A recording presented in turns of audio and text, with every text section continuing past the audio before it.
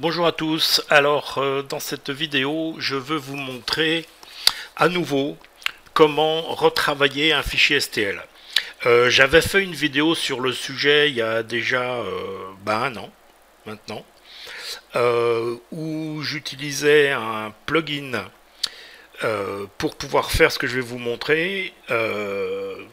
C'était pas forcément toujours évident, mais maintenant on a les fonctions qu'il nous faut directement dans Sketch, Mesh, Create Mesh Section. Donc je vais vous montrer ça. Alors évidemment tout dépend de ce qu'on veut faire et du genre de mesh, mais je vais faire exprès de prendre un mesh très très simple qui pourrait, enfin d'ailleurs je vais vous le montrer, qui se convertit correctement de mesh en BREP, mais c'est pas nécessairement la meilleure solution. Alors on va aller prendre ce mesh, on fait Insert, Insert Mesh, et on va choisir ceci. Voilà, c'est donc une base pour... Alors on va lui faire OK, la position on s'en fiche un peu. Top, c'est bien, il est travers, non c'est bien. Allez, OK, voilà. Donc voilà notre mesh. Et comme je vous l'ai dit, c'est un mesh très simple qui en fait est, bon, que j'ai trouvé sur Thingiverse, et qui en fait est une base pour fixer une carte Arduino Mega, sur laquelle Arduino Mega on mettrait un shield ramps 1.4 pour donc une imprimante 3D. Le truc c'est que si c'est un mesh, enfin vous le savez déjà, si c'est un mesh, je peux pas le modifier facilement. Je peux aller dans le menu mesh, le bricoler un peu, mais bon, c'est pas natif vraiment de Fusion. Et suivant ce que je fais, je peux avoir, bon là il est simple donc ça va, mais je pourrais avoir des performances dégradées assez facilement.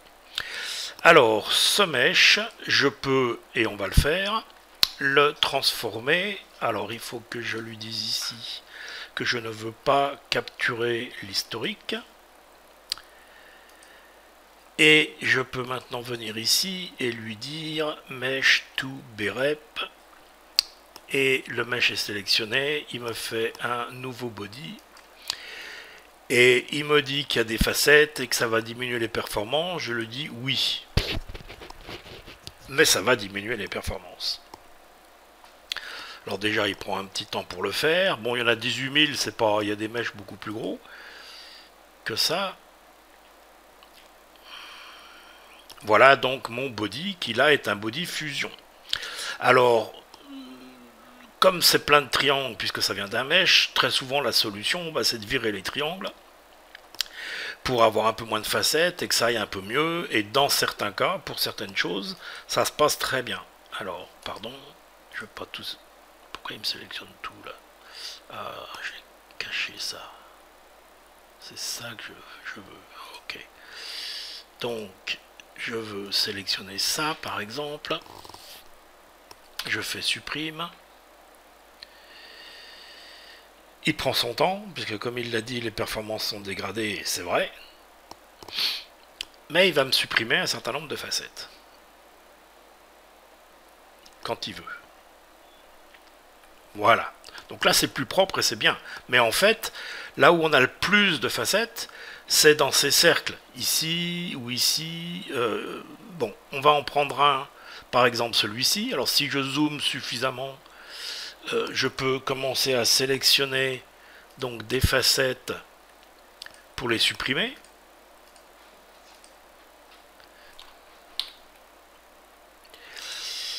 Mais on s'aperçoit, alors évidemment ça devient des petits rectangles, mais on s'aperçoit que là, on s'éloigne du cercle en ayant des segments de droite, hein, sur la vue en coupe. Et si j'essaye de supprimer encore un peu plus de ces facettes, là on voit carrément que on a des segments de droite et on va finir par ne plus avoir un cercle. Alors bon, c'est un STP, c'est un step simple, tout dépend de ce que je veux faire. Si je veux garder mes cercles exactement comme ils sont, ben, je peux les garder comme ils sont, mais bon, c'est des performances pas terribles, et si ça c'est une base pour faire quelque chose et que je veux faire plus dessus, je vais continuellement avoir mes performances ralenties parce que j'ai trop de facettes ici.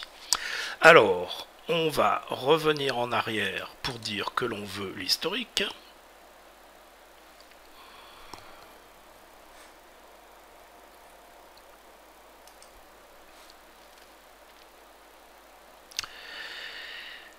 On va virer ce body.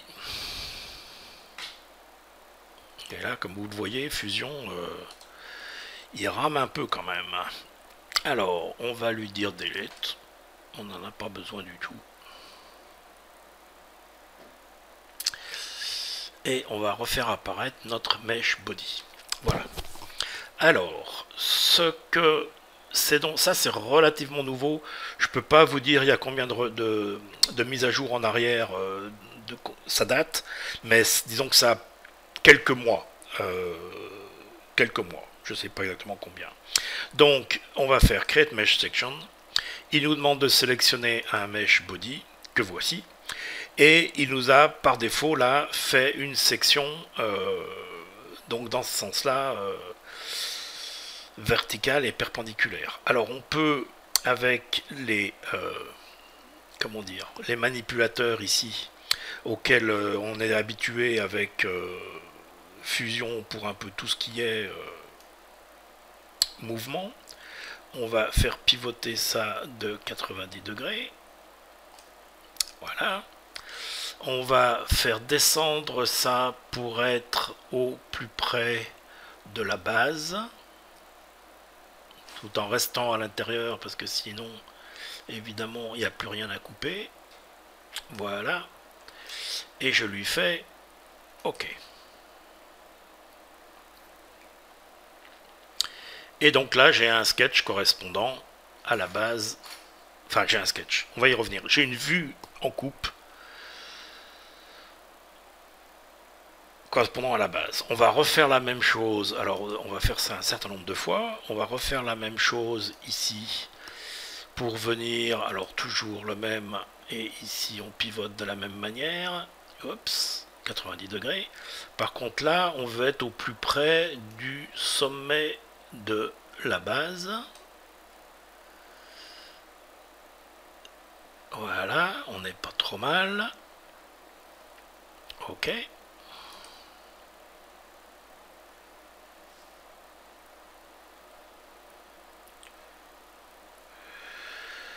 On va refaire la même chose. Alors, à l'étape juste au-dessus. Parce que là, on est... Ouais, OK. Donc, on va refaire la même chose. Ici, Create Mesh Section. Le body, ça n'a pas changé. On pivote toujours pareil. Cette fois-ci, on va remonter pour être juste au pied de ces petits blocs-là. Voilà. On n'est pas trop mal. OK.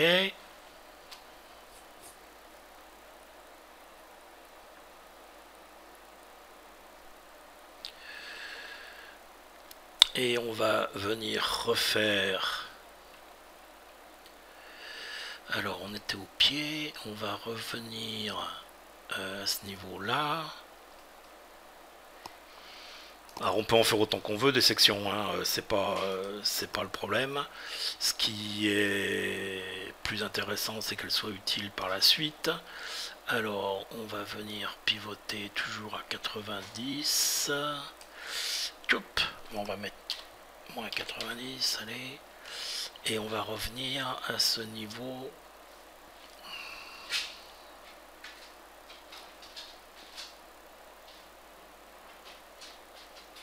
Non, on va venir au niveau ici. Voilà, pour avoir mes deux cercles. Voilà, c'est pas mal. OK.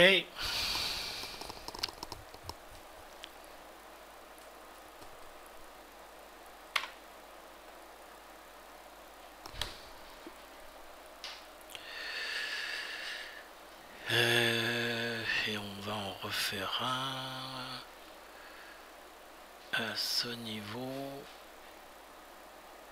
ici. Donc on vient refaire une nouvelle section ici. C'est toujours le même. On pivote de 90. Et cette fois, qu'est-ce que ça donne si je fais ça? Tiens. Est-ce que je peux prendre ça et aller le positionner juste là?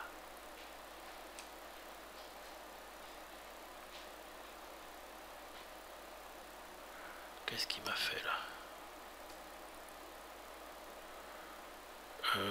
On est où?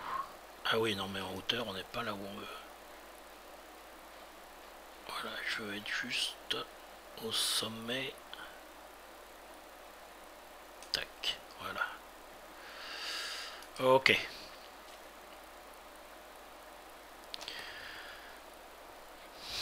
Alors maintenant, je peux aller cacher ce mesh et j'ai juste ces différents sketchs. Alors, puisque je tiens à ma règle d'or, c'est le moment de s'en souvenir, on va venir se créer un nouveau composant qu'on va appeler plaque de base. Ok. Et pour l'instant, les sketchs qui sont en fait des vues en coupe de notre mesh. Alors, on va en prendre un, le premier, on va cacher tous les autres et on va venir éditer celui-ci. Voilà. Donc là, ce sketch, bah, c'est pas vraiment un sketch, c'est vraiment uniquement une vue en coupe. Vous voyez que si je clique sur une surface, bah, c'est pas sélectionnable, je peux pas extruder. Rien à faire. Si je veux pouvoir faire ça et extruder, il faut que je repasse dessus pour créer des lignes de sketch Fusion 360. Alors, on a, bah, j'allais dire, le moyen classique, par exemple pour le grand rectangle, bah, je vais sélectionner un rectangle, je vais sélectionner mon premier point en zoomant pour être aussi précis que possible et en allant chercher l'autre point ici. Voilà. Et là, on voit tout de suite que bah, c'est un rectangle Fusion 360. Donc, je peux... On voit qu'il a changé de couleur, ce qui veut dire que là, je pourrais l'extruder tel que.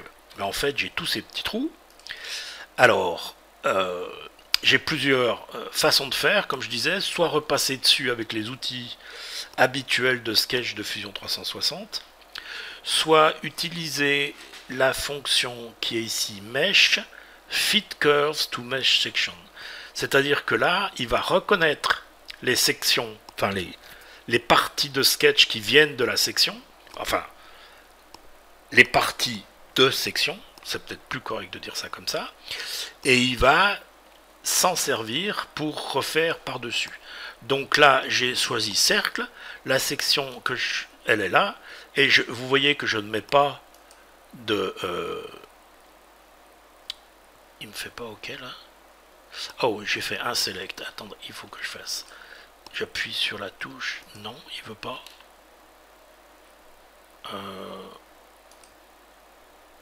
Alors, est-ce qu'il faut que je le fasse à chaque fois? C'est pas impossible.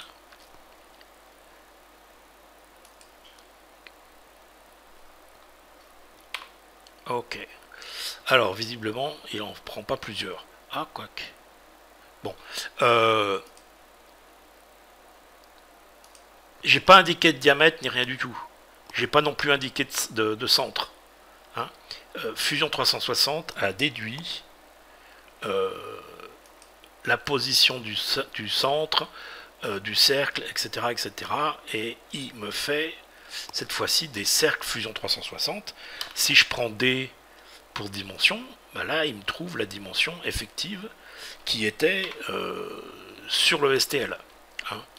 3299, c'est un peu bizarre, mais pourquoi pas, on pourrait corriger maintenant, puisque maintenant on a du Fusion 360.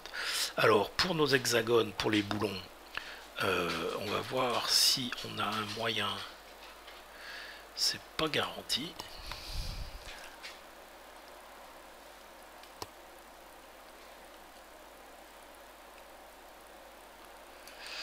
Alors line...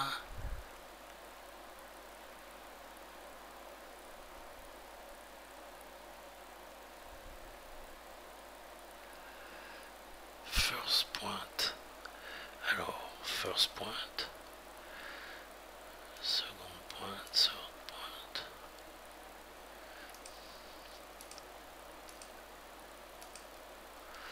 Voilà, donc là, il trouve tout seul comme un grand les différents points de ma section. Et j'ai pu retracer, on va dire, assez facilement. Même si c'est, il faut le faire à la main, un par un. Mais vous allez voir que ça va nous permettre, alors on va refaire la même chose ici, on va sélectionner un premier point, tac, tac, tac, tac, tac, tac, tac, on fait OK, on recommence, et là malheureusement j'ai pas vu de raccourci, ça serait une bonne idée qu'ils en mettent, il y en a peut-être en fait, c'est peut-être moi qui ai mal regardé.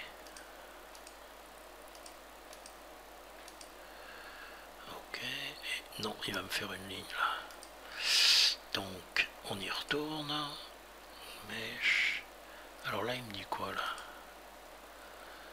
Pin to toolbar. On va faire ça.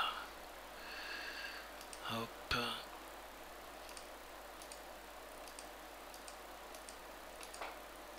Voilà.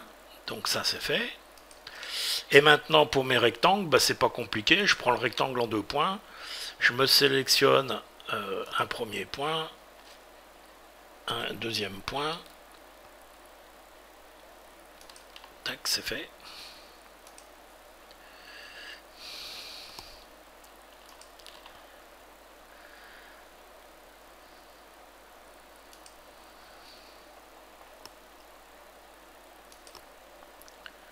Voilà.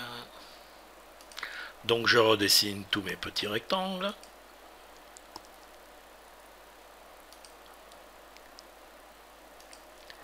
Oh. Celui-là, bon, je l'effacerai après. Ou non, je viendrai le changer après. Ah, zut.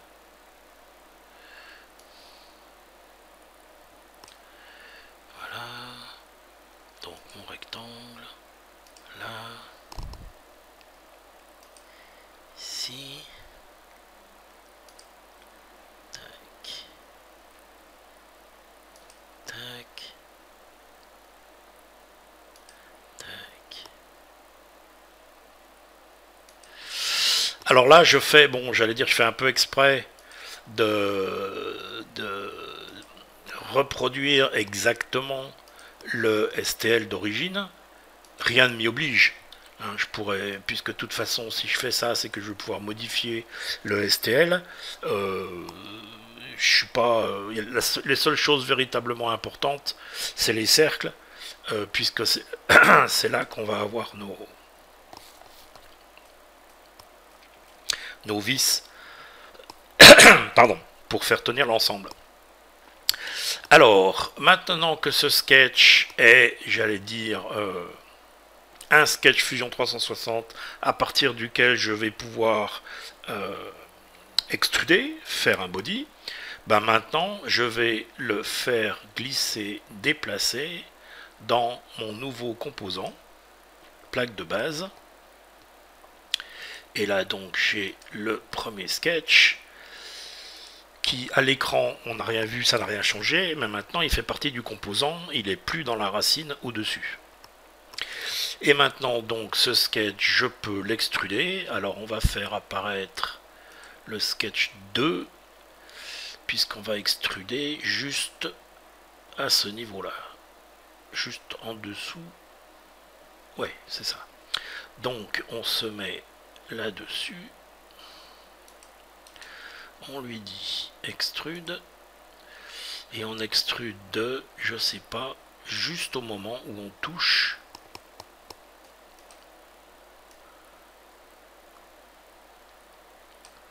Voilà. Et c'est... Alors, pardon, j'ai pas activé, j'aurais dû. On lui fait extrude, OK. Et il m'a donc bien créé un body, un premier body, enfin un body, le reste on va extruder par-dessus, qui est là où je veux que ça soit, c'est-à-dire dans mon composant. Voilà, alors ainsi de suite, je peux aller reprendre, alors on va cacher le body, on va cacher le sketch 1, on va reprendre celui-ci, on l'édite, et ainsi de suite. Hein, je peux l'éditer pour avoir toutes mes lignes, refaire pareil, je vais refaire un extrude, et ainsi de suite, de façon à reconstituer ce mesh body de départ, dont je ne vais plus avoir besoin, et là, les body, alors on va lui faire stop sketch ici, le body, il est où? On va cacher tout ça, on va cacher ça. Et le body, je l'ai caché. On peut cacher les sketchs. Voilà. Et on a donc maintenant un body où il n'y a pas de triangle, où les ronds sont actuellement des ronds sans qu'il y ait des facettes. Hein, enfin, les trous sont effectivement ronds sans qu'il y ait des facettes. Et ainsi de suite. Comment dire, je n'insiste pas pour faire la totalité de l'objet. Je pourrais le faire et puis mettre la vidéo en accéléré, etc. Mais je suis pas sûr que ce soit intéressant. Ce qui est intéressant, c'est de voir le comment on fait. Là, j'ai fait exprès de prendre un STL simple, mais qui, si on le transforme en BREP, va terriblement nous dégrader les performances dans Fusion à cause du nombre de faces de tous les triangles, etc. La même méthode peut aussi s'appliquer sur des STL carrément plus complexes, simplement, suivant ce qu'on fait, pour refabriquer l'objet, il va peut-être falloir savoir se servir de Fusion 360 correctement, puisque on va peut-être pas avoir à faire que des extrudes, mais peut-être des lofts, peut-être, différentes opérations liées à Fusion 360. Mais à partir du moment où vous pouvez avoir des sections qu'on va transformer en sketch, qui sont exactement le STL, la forme du STL, à partir de là, vous pouvez faire à peu près n'importe quel STL, le reconstruire dans Fusion, en faisant un véritable objet Fusion et en ayant des performances correctes, et pas des performances dégradées à cause du nombre de triangles qu'il y a dans le STL. Et même si, je le répète, là j'ai fait exprès de prendre un STL simple avec des relativement peu de triangles, mais suffisamment pour dégrader terriblement les performances de Fusion. Bon voilà, j'espère que ça vous aura été utile. N'hésitez pas comme d'habitude à poser des questions si nécessaire. Si vous ne l'avez pas encore fait, abonnez-vous à la chaîne pour être mis au courant lorsqu'il y a une nouvelle vidéo. Allez aussi sur le groupe Fusion 360 en français sur Facebook, où il y a des discussions constantes, des questions, des réponses, des idées, certains qui montrent ce qu'ils ont fait, des réalisations avec d'autres vidéos, etc. Donc, je vous en prie, profitez-en, allez-y. Et puis, si vous aimez la vidéo, mettez un plus et dites-le, ou mettez un commentaire. Et si vous souhaitez aussi, vous pouvez aller vous abonner, vous inscrire sur Patreon, de façon à aider un petit peu le côté financier de la chose. Ça fait toujours beaucoup de bien. Et je suis très reconnaissant à ceux qui l'ont déjà fait. Merci beaucoup, ça aide énormément. Voilà, salut, à bientôt.